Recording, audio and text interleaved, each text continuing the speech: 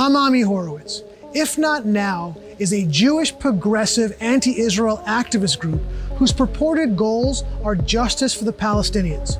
In reality, they are a radical leftist organization who have weaponized their Judaism in order to spread falsehoods about Israel. The fact that they identify as Jews, the fact that they are attacking the Jewish communal structure from within, makes them one of the most insidious Jewish organizations and one which we need to pay attention to. If Not Now's strategies are to disrupt Jewish communal events and organizations using tactics such as sit-ins and rallies.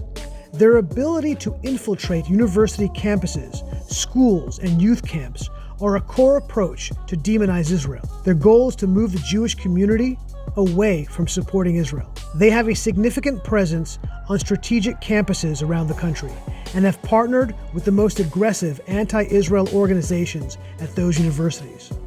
They have also tried to influence the educational curriculum of Jewish camps, in particular the largest Jewish camp in the country, Camp Ramah. They regularly infiltrate Birthright, one of the most successful Jewish educational programs. Birthright offers every eligible young Jewish adult around the world, especially the less connected, the opportunity to visit Israel on an educational journey. If Not Now embeds operatives within this trip to attempt to alter or sever the connection the participants may be building to Israel by lying to them about Israel and bringing in anti-Israel activists to indoctrinate the participants. It's important to understand that this group has figured out a way to worm themselves into the very fabric of the Jewish and pro-Israel community. They're trying to demolish support for Israel within the American Jewish community. They're young people. They work with other young people. Their appeal is to young people. The founders and their leadership of If Not Now are among the most radical in the Jewish community. They support terrorist organizations such as Hamas and despise the United States. They publicly supported noted antisemites such as Ilan Omar. It is rare to be able to get an interview with a representative of If Not Now outside of a controlled bubble, but I managed to get Becca Lubau, a representative of the organization based in Michigan, to sit down for an interview. I ask, am I speaking as myself for this interview, or am I being introduced as a representative of If Not Now? Yeah, let's just say it as If Not Great, Now. I want to be talking about that work Okay, anyway. let's do that. Great. How did you come to be a leader in If Not Now? I got involved with If Not Now through our Birthright campaign. I was part of a protest at their headquarters in New York, where we shut down the building, said, come down, talk to us. We are young Jews. We are the people you were supposed to be serving here. We went to our Hillels, which are Jewish community centers on campus, and called for our Hillels and for individual students to cut ties with Birthright, since Birthright refused to tell its Jewish students the truth. Is it racist for the United States to have Hamas on its terror list, but not IDF soldiers? I don't want to answer that. Do you know what to talk about Hamas at all?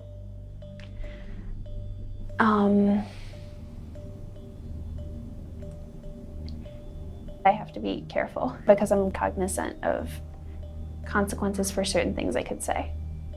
That's something you don't want to answer, I'm assuming. Fair enough, okay.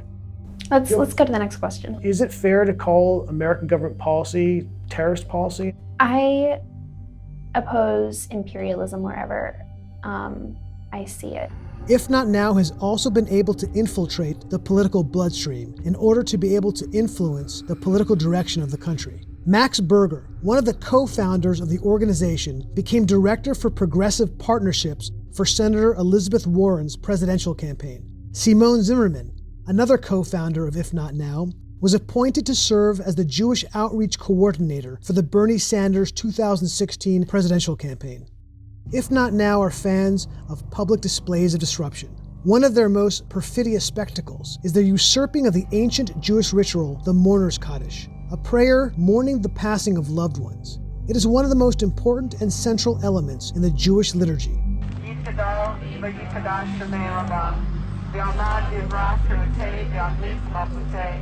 They invert this prayer to mourn the death of Palestinian terrorists. At If Not Now rallies in the US and Canada, they chanted the names and recited the mourners Kaddish for 35 Palestinians that were killed in an armed conflict with the IDF. 32 of the 35 belonged to the armed wings of Hamas, Al-Aqsa Brigades, the DFLP, Islamic Jihad, and the PFLP. Maybe most alarming about the organization is their partnerships with radical anti-Israel and anti-Semitic organizations, such as American Muslims for Palestine, or AMP. They have engaged in training sessions or indoctrination sessions in close association with the American Muslims for Palestine. It means they're sharing tactics, they're sharing methods. The two have a close strategic relationship and have worked together on a variety of causes and protests over several years, including AMP training If Not Now leadership and members.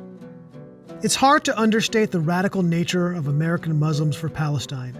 Their leadership have posted vile anti-Semitic tweets, like these, from Naveen Ayesh, the executive director of AMP in St. Louis.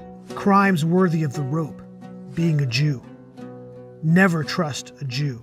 Or these, by Mohammed Habe, the National Development Coordinator for AMP. These Pakis are more gassed up than a Jew in Nazi Germany. Who said Arabs are trained to hate Jews? What we have towards them is natural. Or these, from Lena Youssef, an AMP leader in Chicago. Palestinians will fight the Jews until blood reaches knees. Oh no, I believe in Holocaust, one of my favorite parts of history. AMP is notoriously camera shy, but we were able to get Taher Hezrallah, a senior leader in the group and their director of outreach and community, to be interviewed. He has led training sessions between AMP and If Not Now. We sat down with him at the American Muslims for Palestine headquarters in Virginia. If Not Now, we've done some direct action projects with them. We participated in direct action against the nomination of David Friedman to become U.S. ambassador to Israel. We've done a lot of localized actions nationwide. Those are just some of the things that we've worked on. We've been doing quite tremendous work, actually. On organizations like Birthright. Do these American Jews essentially engage in ethnic cleansing of Palestinians? This is absolutely ethnic cleansing. Is there a moral difference between the way the Nazis behaved and the way Israel behaves? Putting people in concentration camps, besieging people, wholesale execution of people. These are all, very common trends between what Nazi Germany did and what Israel is doing today. I think it needs to be noted that the vast majority of Israelis on the ground support the state of Israel's moves. You look at all the polling numbers, especially when you go back to the devastating war on Gaza in 2014. Is violent resistance justified? When there is a violent occupation, violent resistance is justified. When things are exploding in Tel Aviv, they say, maybe we should need to go back to the negotiation table. Yeah. When the reality of Israel's brutality hits home, comes home to them, then people are more inclined to think about alternative solutions. The vast majority of Israelis today on the ground do not feel the pain of occupation. And if they felt the pain, really felt the pain, do you think that might help to reshape their support for these tactics? Possibly. So, when there are uprisings and revolution, the Israeli public tends to pay more attention. What is the American Jewish role in oppressing Palestinians?